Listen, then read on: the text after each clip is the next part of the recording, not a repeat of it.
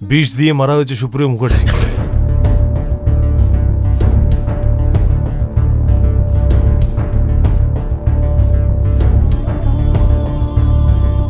সবারই একটু একটু হয়, ও ঠিক হয়ে যাবে। ব্যাগটা আমি রাখছি আমি।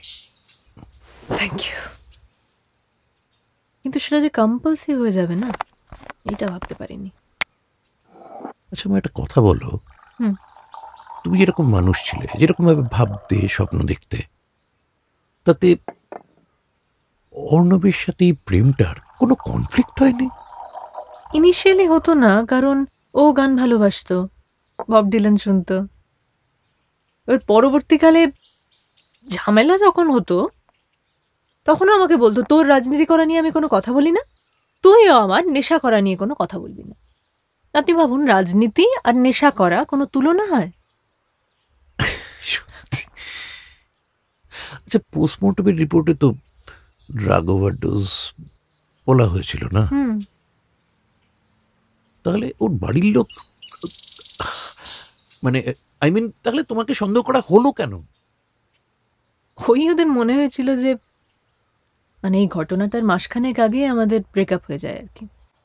তো সেই জন্যেই আমি রিভেঞ্জ নিতে ওর ওপর আর কি এইসব করেছি।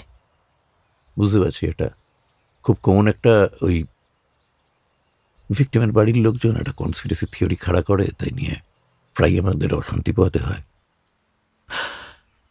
কিন্তু তোমার কাছে এমন কোনো সলিড প্রমাণ ছিল না যে যেটা দিয়ে তুমি বোঝাতে পারো যে তোমাকে সন্দেহ করার কোনো কারণ নেই, তুমি মার্ডারটা করোনি? হ্যাঁ অফকোর্স প্রমাণ ছিল, নয়তো আমি এই পুরোটা থেকে বেরোলাম কি করে স্যার? না না, খটকা তো কিছু একটা নিশ্চয়ই ছিল, কিছু একটা ছিল। পুলিশ ডিপার্টমেন্ট এত বোকা নয়, কিছু একটা নিশ্চয়ই খটকা ছিল।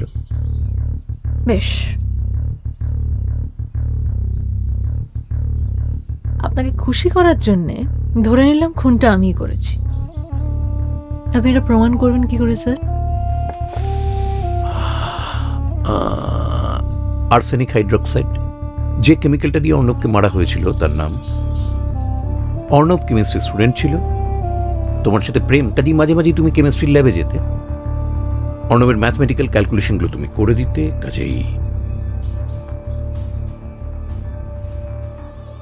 Very impressed sir. চা স্যার, এক সেকেন্ড। হ্যাঁ